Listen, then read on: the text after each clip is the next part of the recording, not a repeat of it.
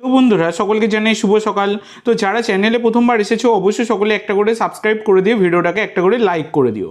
তো প্রথমেই যে আপডেটটা দিয়ে শুরু করতে চলেছি সেটা হচ্ছে উড়িষ্যা এফসি।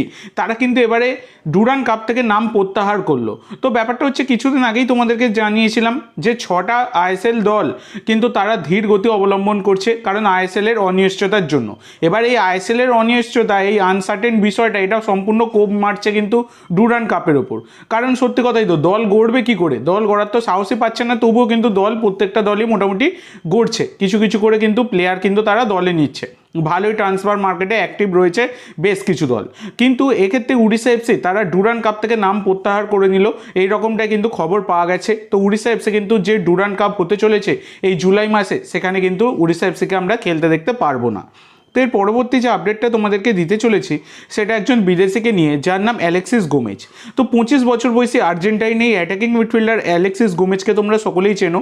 2.4 কোটি টাকা মার্কেট ভ্যালুর এই অ্যাটাকিং মিডফিল্ডার তিনি কিন্তু মোহামেডান এসসির সাথে যুক্ত ছিলেন এবং মোহামেডানের হয়ে বেশ ভালো পারফরমেন্স কিন্তু তিনি আইএসএল এর মঞ্চে দিয়েছিলেন।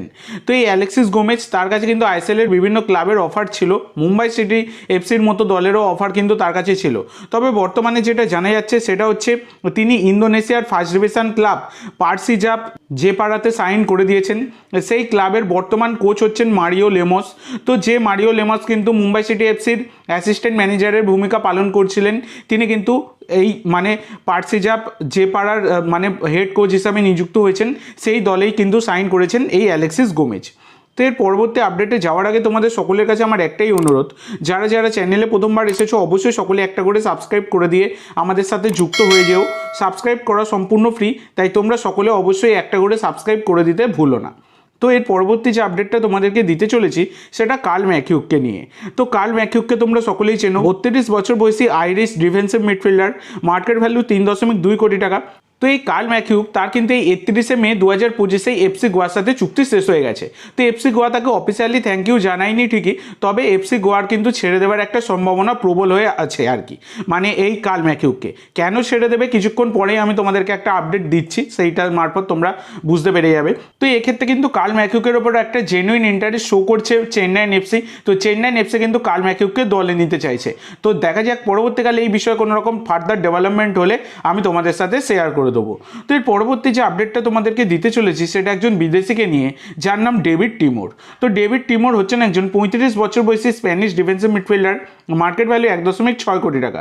বর্তমানে তিনি যুক্ত ছিলেন লা লিগা 2 এর একটি ক্লাবের সাথে, এবং সেই ক্লাবের সাথে তার কিন্তু এই জুন মাসেই চুক্তি শেষ হয়ে যাচ্ছে, জুন মাসের 30 তারিখে।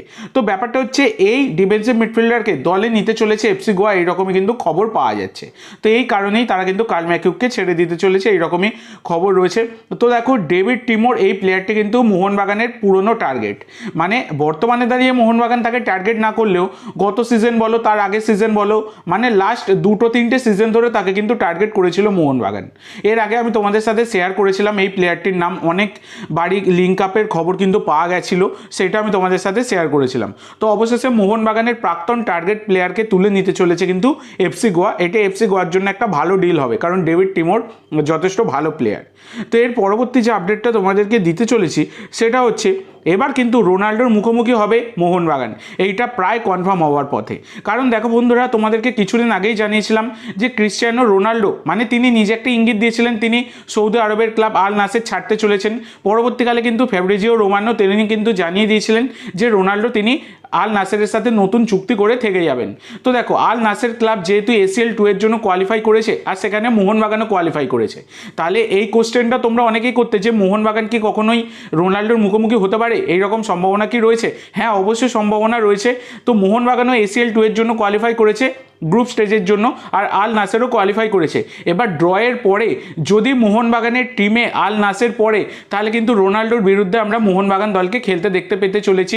এবং কলকাতাতেও যখন হোম অ্যাওয়ে ফরম্যাটে ম্যাচটা হবে, হোম ফরম্যাটে মোহনবাগান ম্যাচটা খেলবে, তখনও কিন্তু রোনাল্ডো তার একটা কলকাতায় এসে খেলবার মোহনবাগানের বিরুদ্ধে প্রবল সম্ভাবনা থাকছে। তো এই বিষয়টা তোমরা সকলেই জানো। নতুন খবর কি, এইটাই তোমাদের মনে প্রশ্ন। তো নতুন খবর হচ্ছে যে ক্রিস্টিয়ানো রোনাল্ডো তিনি কিন্তু নতুন চুক্তিপত্রে সই করতে চলেছে আল নাসেরের সাথে। চুক্তিপত্রের সমস্ত কিছু ফাইনাল হয়ে গেছে, যেটা ফ্যাব্রিজিও রোমানো জানিয়েছেন। শুধু সই পর্বটা বাকি রয়েছে, সই পর্বটা মিটে যাচ্ছে। তো রোনাল্ডো তিনি কিন্তু আল নাসেরের সাথে কন্টিনিউ করতে চলেছেন, এটা একদমই কনফার্ম খবর। এবং এটা একটা মোহনবাগান সমর্থকদের জন্য একটা বড় খবর বলা যায়, যে রোনাল্ডোর বিরুদ্ধে কিন্তু মোহনবাগানকে খেলতে দেখতে আমরা পেতে চলেছি। এইরকম একটা সম্ভাবনা কিন্তু থাকছে, কনফার্ম না হলেও সম্ভাবনা থাকছে, যদি একই গ্রুপে পড়ে দুই দল। তো এর পরবর্তী যে আপডেটটা তোমাদেরকে দিতে চলেছি সেটা একজন ভারতীয় প্লেয়ারকে নিয়ে, যার নাম হচ্ছেন টাইবান গানবা পাঙ্গাবাম। তো নামটা মারাত্মক লেভেলের, আমি নামটা তোমাদেরকে দেখিয়ে দিচ্ছি স্ক্রিনে, তোমরা একটু উচ্চারণ করে নিও। উচ্চারণ ভুল হলে কিছু মানে এদিক ওদিক বলো না ভাই, কারণ সাংঘাতিক নাম। তো এই প্লেয়ারটি কিন্তু নেরোকা এফসির সাথে যুক্ত ছিলেন।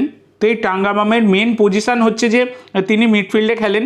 তো এই প্লেয়ারটি কিন্তু গত সিজনে নেরোকা এফসির হয়ে আই লিগ 2-এতে খেলছিলেন, এবং সেই আই লিগ 2-এতে তিনি কিন্তু 15টা ম্যাচে একটা গোল করেছেন। তো এই টাঙ্গাবামকে কিন্তু দলে তুলে নিয়েছে মোহনবাগান, মানে রিজার্ভ দলের জন্য, এইরকমই কিন্তু খবর পাওয়া যাচ্ছে। তো দেখা যাক পরবর্তীকালে এই প্লেয়ারটি কেমন পারফরমেন্স দেয়, মানে মোহনবাগানের জার্সি গায়ে চাপিয়ে, সেটা এখন দেখার বিষয়। তো আজকের জন্য এইটুকু বন্ধুরা, ভিডিওটি ভালো লাগলে অবশ্যই লাইক করো, শেয়ার করো। আমার চ্যানেলে প্রথমবার এসে থাকলে চ্যানেলটি সাবস্ক্রাইব করো, আর কমেন্ট করে জানাও ভিডিওটি কেমন লাগলো। ধন্যবাদ।